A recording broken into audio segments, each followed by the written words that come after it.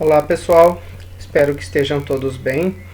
Então, como eu comuniquei vocês por e-mail, eu vou estar disponibilizando, em videoaulas agora o conteúdo da disciplina para vocês nesse período então da suspensão das aulas e deixando algumas atividades para vocês irem me entregando e também as demais atividades referentes às etapas do trabalho da disciplina, tá certo? Bom, então, na aula passada, nós continuamos revendo alguns conceitos de otimização, em específico sobre otimização determinística, onde utilizamos aí métodos matemáticos para resolução de problemas de otimização, alguns conceitos sobre continuidade e convexidade, que são aí essenciais para que a gente consiga a convergência para uma determinada função. Avaliamos essas duas características em funções e vimos o que precisa acontecer em relação à matriz Hessiana, em relação às derivadas, para que a gente consiga então ter um valor de chute inicial que consiga aí caminhar ao longo do espaço de busca da função em direção a um ponto ótimo, certo? Em específico trabalhamos aí alguns métodos para otimização irrestrita, também métodos baseados em gradiente. Então vimos lá o método da descida mais íngreme, o método de Newton, o método do gradiente conjugado, e assim então resolvemos alguns exemplos também com aqueles métodos. Inclusive deixei aí uma parte do trabalho para vocês resolverem com esses métodos alguns problemas, tá certo? Todos os grupos já me enviaram, já me entregaram. Eu gostaria de começar essa aula mostrando ou comparando um pouquinho dos métodos, mas resolvi então a gente deixar para fazer isso mais adiante. De momento eu deixei os trabalhos lá no Moodle para que vocês possam buscar e estar olhando um pouquinho como cada equipe resolveu cada um dos problemas, quais foram aí os algoritmos utilizados, o que aconteceu e como vocês conseguem avaliar a convergência de acordo com cada método.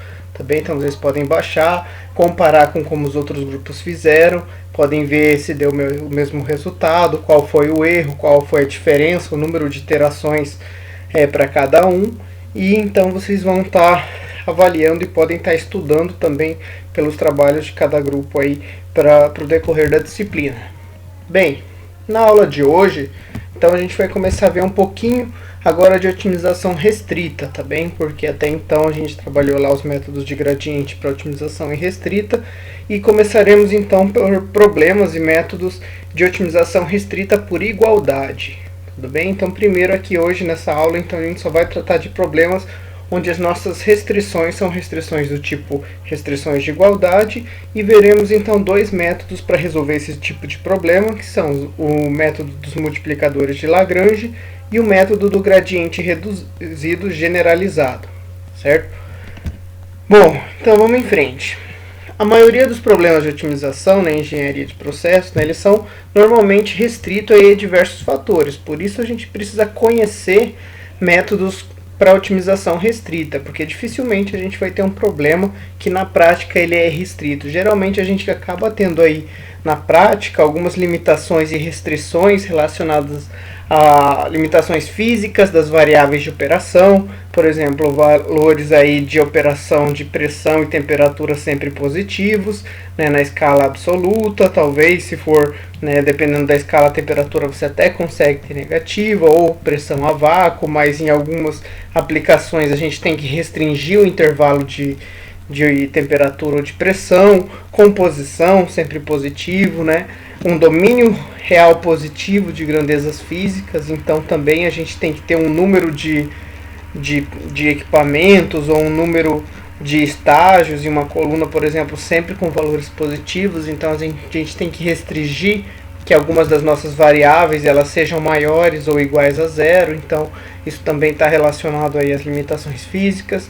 Situações de tomadas de decisões, quando nós temos que optar por uma opção ou outra num problema de otimização, como nós veremos adiante. Geralmente a gente tem variáveis também que são variáveis binárias, onde então se a gente precisa tomar uma decisão entre um caminho ou outro no problema de otimização, a gente tem que atribuir essa decisão a variáveis binárias e tem que restringir que a soma dos binários tem que ser igual a 1, para que a gente tenha uma resposta aí só com uma decisão escolhida em rumo a conseguir obter um resultado para um ponto ótimo.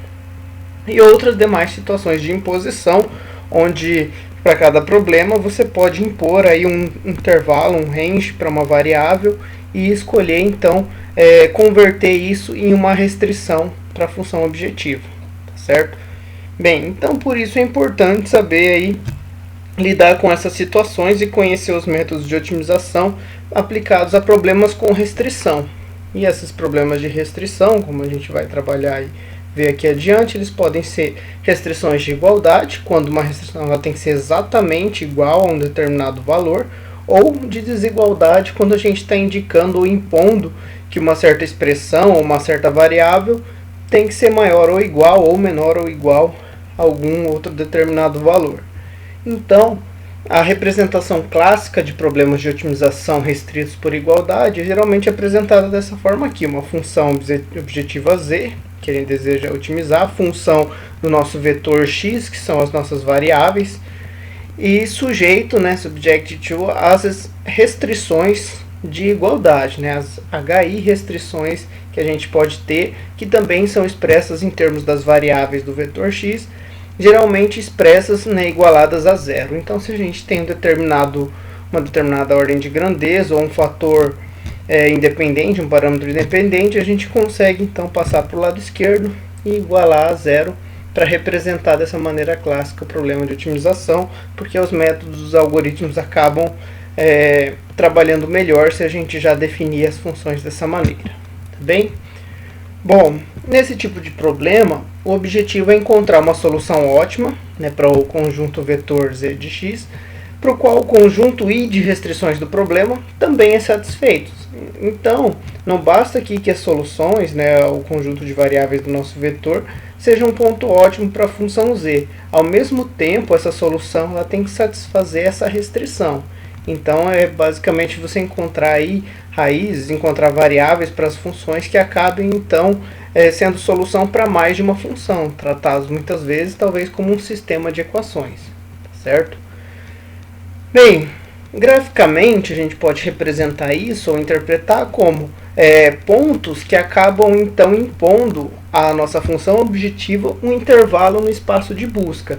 Certo? Por exemplo, aqui na função da esquerda a gente tem então uma função objetiva, aqui uma parábola, né? E tem aqui algumas restrições do tipo h de x, então essas restrições elas acabam então cortando o espaço, e muitas vezes quando a gente diz que tem que ser igual a zero ou tem que ser igual a um determinado valor, a gente está impondo um ponto sobre essas retas, né, dessas restrições que também estejam no espaço de busca da função objetiva, né? E se essa função objetiva é uma função de duas variáveis, por exemplo, uma função que tridimensional, a gente vai acabar tendo, ao invés de retas, se a gente tem restrições com duas variáveis, alguns planos cortando essa região de busca, impondo que tem que estar sobre esse plano essa solução, ou que tem que estar de um lado ou de outro do plano, dependendo do tipo de restrição, o que ajuda a gente a enxergar um pouco melhor o intervalo de busca para o qual a gente quer encontrar uma solução. Bem? Bom, e para isso, nessa aula, como já comentei, nós abordaremos o método dos multiplicadores de Lagrange e o método do gradiente reduzido generalizado, que permitem a gente encontrar essas intersecções e determinar os pontos que são soluções tanto para a função objetivo, tanto para as restrições por igualdade que a gente pode ter, sendo uma, duas, três, quantas restrições a gente tiver, desde que sejam restrições de igualdade. Tá certo? Mais adiante, na próxima aula, nós trabalharemos então com funções, com restrições de desigualdades, certo? Bem, primeiro então, começando pelo método dos multiplicadores de Lagrange, ele tenta então e busca reformular o problema de otimização para obter uma função objetivo que ela acabe envolvendo e a própria função objetivo e o conjunto de restrições de igualdade. Então, basicamente, a gente tenta unir em uma nova função, que a gente vai ver daqui a pouco, a função objetivo e as restrições para tentar trabalhar com um problema único, tá certo? Onde a gente pode ter aqui i igual a 1 até n restrições para esse problema. E é um método estudado, aprimorado e digamos que desenvolvido, né, pelo matemático Joseph Louis Lagrange. Então, é um matemático que estuda, além de métodos de otimização, muitos outros aspectos da álgebra e da geometria. Você já deve ter escutado falar dele, então inclusive ele tem aqui uma contribuição para essa área da matemática que está diretamente relacionada a qualquer área da engenharia que busque determinar um ponto ótimo em um problema de otimização. Bem, a função que eu acabei de comentar, que vai englobar a função objetiva com as restrições do problema, ela é conhecida como função lagrangiana, tá bem? E ela é representada, né, da seguinte maneira como está expressa aqui, né? A gente vai tentar então a gente englobar todas as restrições como parcelas de soma sobre a função objetivo para construir uma nova função.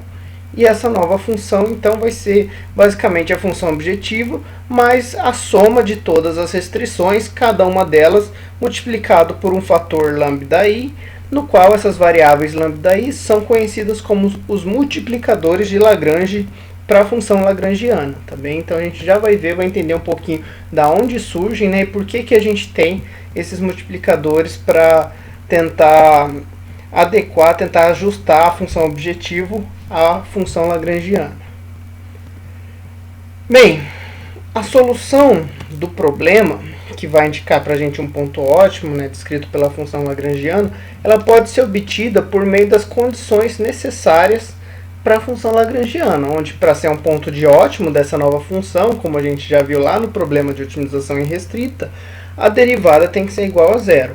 Então, a derivada da função lagrangiana, que a gente acabou de ver ali atrás, em relação a cada uma das variáveis do problema e também em relação aos multiplicadores de Lagrange, tem que ser igual a zero, tá certo? Todas as derivadas. Então, aqui está indicando de maneira geral as derivadas da função lagrangiana em relação às variáveis do vetor x, tá certo? Que vão ser, então, aqui a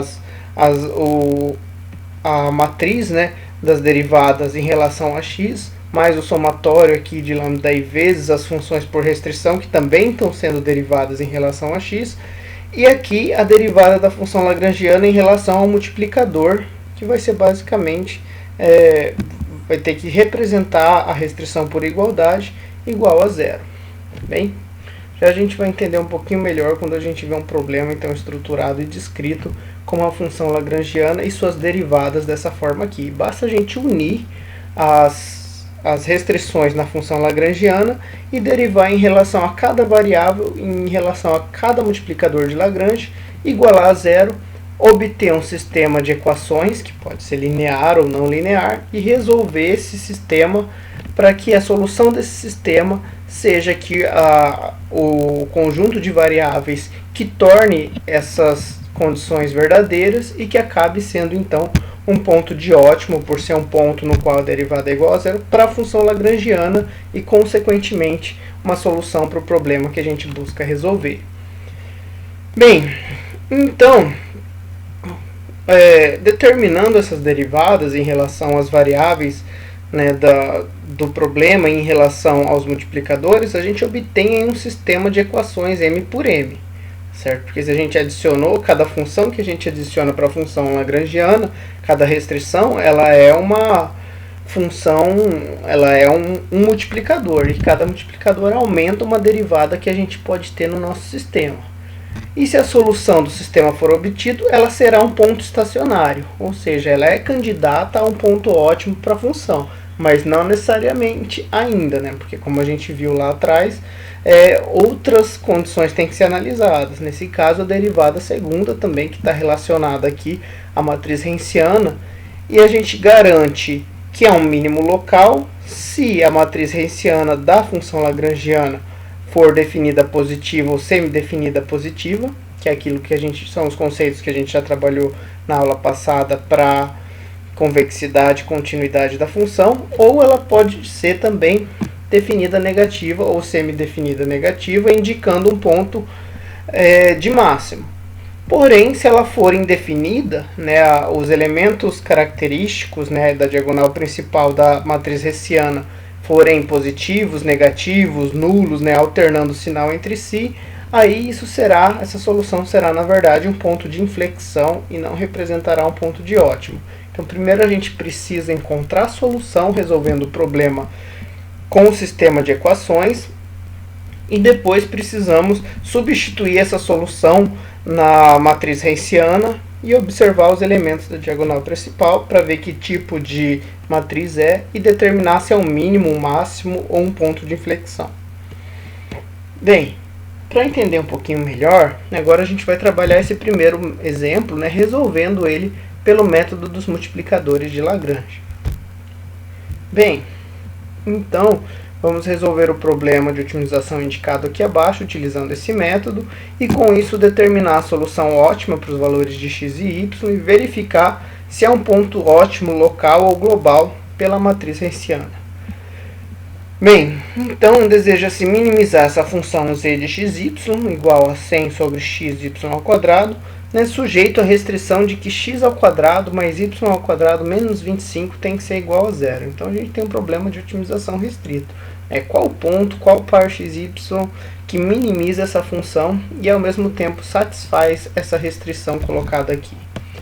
Bem, antes da gente aplicar o método e entender um pouquinho, que eu já adiantei um pouquinho que a gente pode conferir a resposta depois, vamos então ver aqui os gráficos da função que a gente tem, tanto para a função objetivo quanto para a nossa restrição.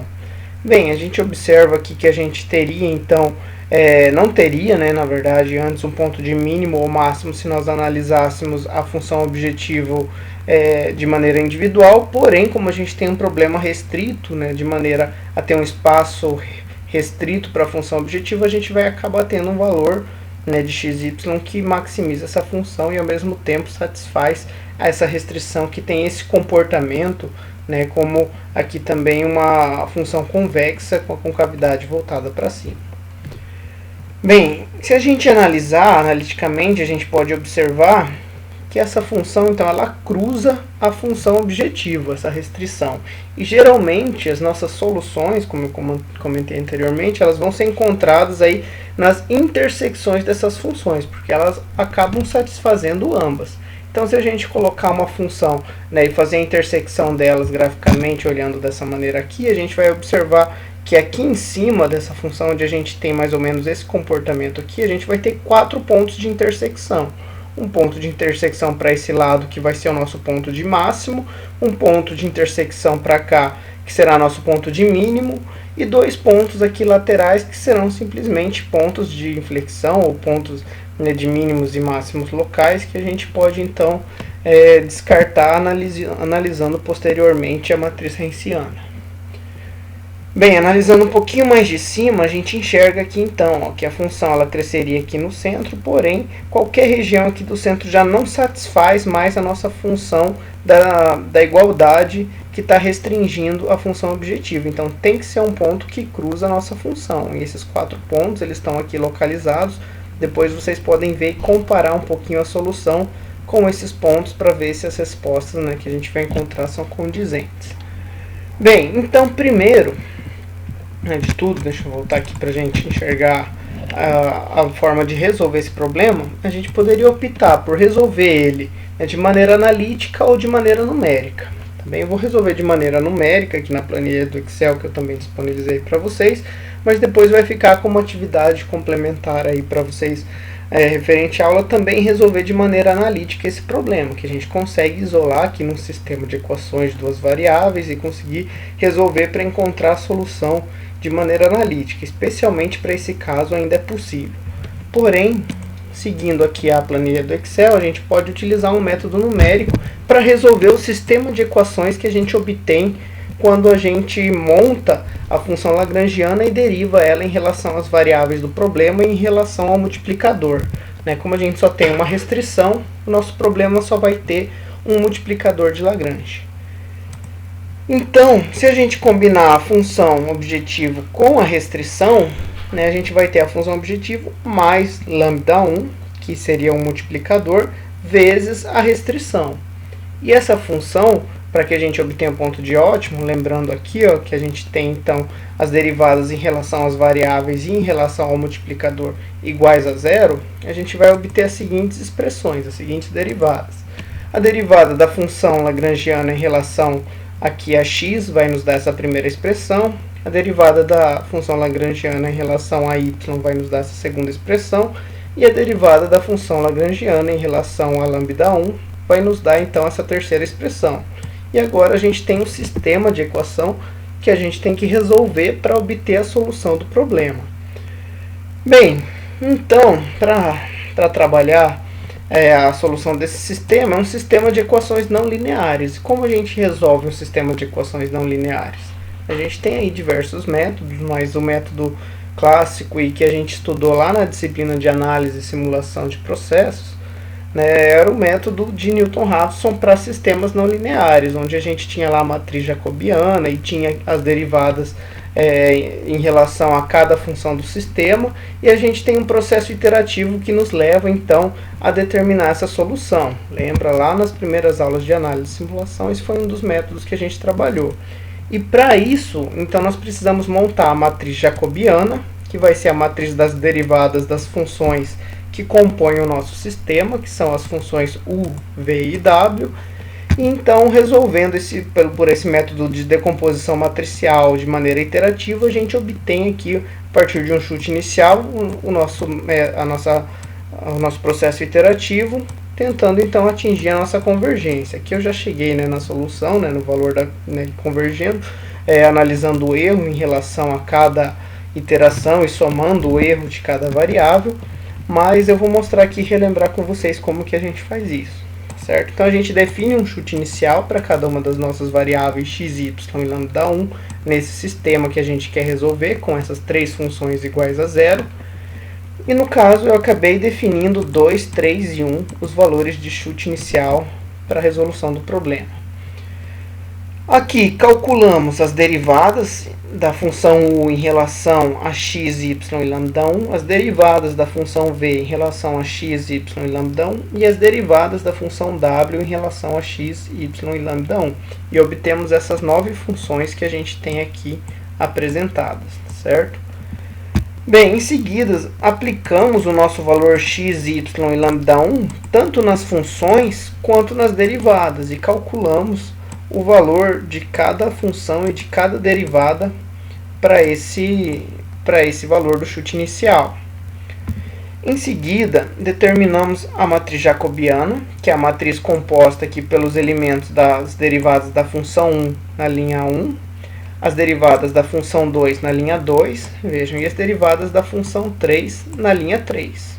Assim montamos a matriz jacobiana para resolver esse sistema por decomposição matricial. Aqui temos os valores das funções objetivos, né, para o chute inicial, então aqui u, v e w, e aqui temos o vetor dos valores do chute inicial. Aqui já está convergido, mas no caso inicial estaria como 2, 3 e 1, que iriam encontrar outros valores respectivos aqui e depois permitiriam que a gente fosse mudando isso em cada iteração. Então eu já deixei a planilha, digamos que pré-formatada, para vocês irem inserindo as funções e calculando os parâmetros em cada iteração para tentar atingir a convergência pelo método de Newton-Raphson. Bem, a partir da função da matriz jacobiana, da função do vetor f, do vetor chute inicial, a gente tem condições de determinar a matriz B, dada por menos o vetor das funções mais o produto da matriz jacobiana com o vetor do chute inicial, né? E com isso a gente pode trabalhar aqui as funções matriciais do Excel, né? A função de multiplicação de matrizes, de inversão de matrizes, que a gente vai ver aqui e que podem facilitar bastante aqui se a gente deixar a planilha já digamos que preparada para fazer os cálculos em cada iteração. Então, uma vez determinado aqui o vetor B, a gente multiplica o inverso da matriz jacobiana com o vetor B para encontrar então o valor da próxima iteração, do próximo chute inicial, e vai fazer esse processo iterativo várias vezes até encontrar o valor da convergência a partir desse chute inicial. Bem, aqui então calculada a matriz inversa, né, da jacobiana, e aqui o próximo valor da iteração. E daí na planilha eu fazia assim, eu sempre coloco aqui o chute inicial que eu joguei aqui para calcular os primeiros valores, copio os valores que eu obtenho aqui, colo aqui como valores da próxima iteração, jogo eles novamente, aí como a planilha já está programada, ela já recalcula para mim o próximo chute, né, o valor da próxima iteração, copio, colo aqui, copio eles para as células do chute inicial, automaticamente ele calcula o valor da próxima iteração, colo ele aqui, novamente copio e vou fazendo esse processo até que eu obtenha aqui uma convergência para os valores e vou observando a variação do erro, né, na soma do erro de cada parâmetro ao longo desse procedimento e vejo o que convergiu para uma resposta que quando vocês resolverem pelo método analítico, vocês vão ver que realmente essa resposta é coerente com o que a gente obtém e com o que está indicado aqui no slide da aula como resposta para esse problema. Certo? Mais ou menos raiz de 2, raiz de 5, mais ou menos raiz de 3 vezes raiz de 5 e o valor da função objetiva aqui mínimo com esses valores. Então vejam que a gente vai poder ter até 4 soluções, que são as 4 intersecções que a gente tem aqui dessa função com a função objetivo. E então a gente tem condições de analisar pelos jogos de sinais aqui qual o valor dá o valor mínimo em combinações para nossa função objetivo. Vocês vão ver que a gente vai ter mais de uma solução, vai depender aí do chute inicial, e aí vocês vão, né, identificar e me descrever também qual desses pares aqui vai representar o valor de máximo ou mínimo e verificar se cada conjunto, cada par de solução vai ser um ótimo local ou global pelos cálculos da matriz Hessiana, certo? Bem, então esse é o método dos multiplicadores de Lagrange, que encontra aqui uma solução para x, y e lambda 1, onde eu posso filtrar e pegar só os valores das variáveis x e y, que garantem então a solução de um ponto de máximo ou mínimo do meu problema de otimização restrito, certo? Bom, então vamos para o próximo método. O próximo método, né, o método do gradiente reduzido generalizado, ele consiste em resolver os problemas de otimização restritos por igualdade, buscando uma solução de um vetor x que seja um valor mínimo ou máximo para a função objetivo. Em alguns casos, a gente consegue modificar a função objetivo também, mas de uma forma diferente da que a gente fez ali no método dos multiplicadores de Lagrange, de maneira a incluir as restrições na função objetivo. Tá bem? E no método do gradiente reduzido generalizado, as restrições elas são manipuladas para colocar variáveis do problema como função de outras variáveis, substituindo as variáveis da função objetivo pelas funções obtidas. Então, basicamente, a gente substitui o que a gente pode de variáveis comuns entre a função objetivo e as restrições e fazer, então, com que o nosso problema reduza o número de variáveis e a gente consiga tratar ele de uma maneira diferente.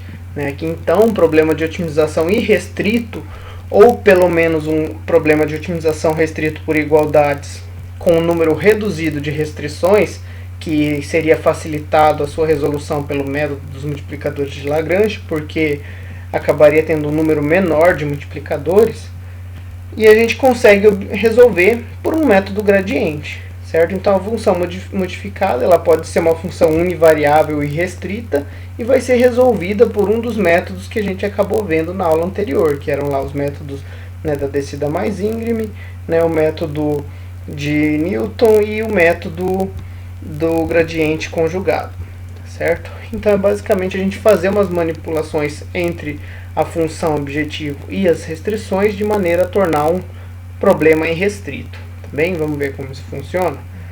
Aqui, resolva o seguinte problema de otimização utilizando o método do gradiente reduzido generalizado. Minimize então z, que é a função de 4 variáveis, x, z1, z2, z3, onde aqui a nossa função objetivo é 100z1x mais z2 mais 34.000 e as nossas restrições envolvem aqui ó, z1, z2, z3 e x, tá certo? Então, item A, transforme o problema em um problema de otimização irrestrito. Item B, determine a solução ótima pelo método de Newton. Então, aqui, para a gente primeiro tornar o problema cabível de ser resolvido pelo método de Newton, né, a gente tem que fazer que ele se torne um problema irrestrito. E para isso consiste o método do gradiente reduzido generalizado. Então, vejam aqui o que a gente pode substituir no nosso problema, a nossa variável z2 como função de Z3, se eu isolar Z2 na minha terceira função. E posso substituir a minha função em Z3 por uma função em X, aqui substituindo Z3 por X isolado aqui na primeira restrição.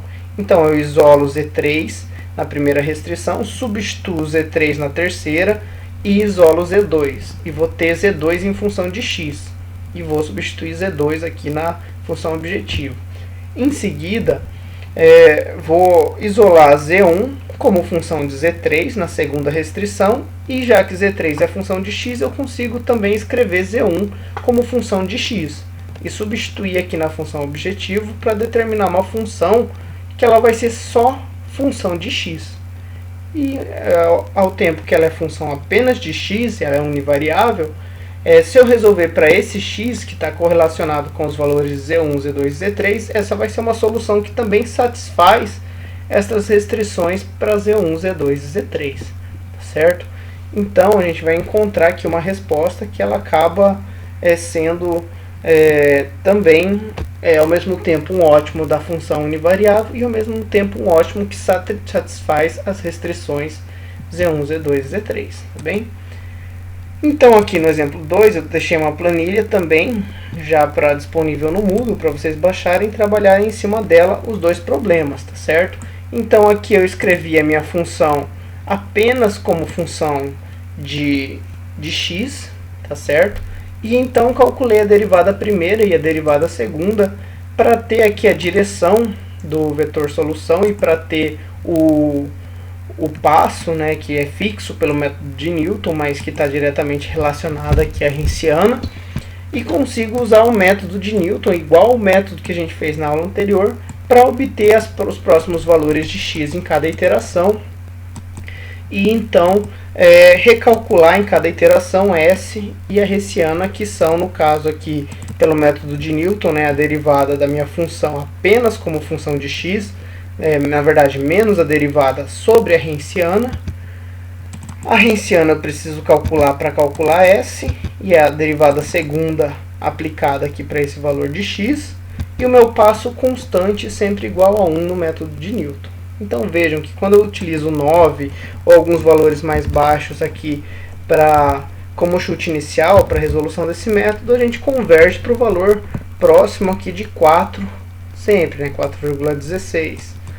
E se a gente usa então um valor acima de 10, a gente acaba convergindo aqui para o valor de 15,83. Então a gente vai acabar, né, observando que dependendo do chute inicial, a gente vai convertir ou para o valor de 4,13 ou para 15,83. Então a gente vai ver que a gente tem aqui dois pontos estacionários para esse problema, tá bem? E aí, qual o valor então, qual valor realmente é o nosso ótimo global, o nosso ótimo local? Bem, olhando aqui para a nossa função, a gente vai substituir x calculado para os dois valores. E daí analisar então qual deles nos dá o menor valor da função z. O que der o menor valor, então provavelmente vai corresponder aí um ótimo global. E o que der o maior, um ótimo local. E a gente pode conferir depois pelos valores dos elementos característicos da matriz hessiana também, certo? Bom, então eu deixei as planilhas disponíveis para vocês resolverem lá no Moodle. Depois vou colocar as planilhas resolvidas mais adiante também, mas primeiro vocês vão trabalhar em cima da não resolvida para tentar aplicar esses métodos e determinar os pontos ótimos dos dois exemplos, tá certo? E também eu deixei dois problemas aqui de aplicações, um problema já conhecido de vocês para minimização do custo de operação de uma coluna de destilação, e um outro problema em relação à maximização do volume de um tanque cilíndrico de agitação e mistura. Eu quero que vocês deem uma olhada e uma analisada, e realizei um sorteio para que cada um dos grupos resolvam esses dois problemas, assim como nós fizemos lá na aula 1, para complementar o trabalho da disciplina. Tá bem? Então daí vocês vão usar os métodos dessa aula para resolver esses dois problemas. Bem, então a nossa primeira atividade acompanhada, em relação aqui às aulas não presenciais, eu quero que vocês resolvam os exemplos 1 e 2 dessa aula, utilizando o arquivo da planilha, que eu disponibilizei lá no Moodle, com os métodos, o exemplo 1 com o método dos multiplicadores de Lagrange e o exemplo 2 com o método do gradiente reduzido generalizado. E também resolvam o exemplo 1 analiticamente, também. E me encaminhem isso daí, a planilha e a resolução, né, a foto, podem escanear como vocês preferirem, por e-mail, né, para que eu possa então contabilizar a presença da aula em relação aqui ao tempo da aula, da participação de vocês. E isso para a presença e para a atividade acompanhada. E para a continuidade do trabalho, da disciplina, né, a segunda parte referente a essa aula vai consistir na resolução dos exercícios 1 e 2, que eu deixei aqui ao final da aula, de acordo nos mesmos moldes do trabalho que foi feito lá na aula 1, que vocês me enviaram. Vocês podem escolher o algoritmo, né, o software que vocês quiserem, né, o MATLAB, o Python, o Visual Basic, C, o que vocês preferirem programar, com os métodos programados para resolver o que a gente viu nessa aula, os exercícios propostos. Então fiz aqui um sorteio rápido. O grupo 1 ficou com o exercício 1 pelo método do gradiente reduzido generalizado, o grupo 2 com o exercício 1 pelo método dos multiplicadores de Lagrange, o grupo 3 com o exercício 2 com o método dos multiplicadores de Lagrange e o grupo 4 com o exercício 2 pelo método do gradiente reduzido generalizado. E aí então até a data estipulada, que eu vou colocar tudo, né, definido lá no Moodle para vocês, também marcar um horário para atendimento de dúvidas na sexta-feira, vocês podem estar trabalhando e conversando então comigo nesse período para desenvolver essas atividades, tá certo? Aqui algumas referências da aula e de momento é isso, tá? Obrigado pela atenção de vocês e vamos aí então conversando. Vocês podem me mandar e-mail e também tirar algumas dúvidas ali nos horários que eu vou colocar à disposição, tá certo? Então uma boa semana a todos e vou encerrar por aqui essa aula. Até mais, pessoal.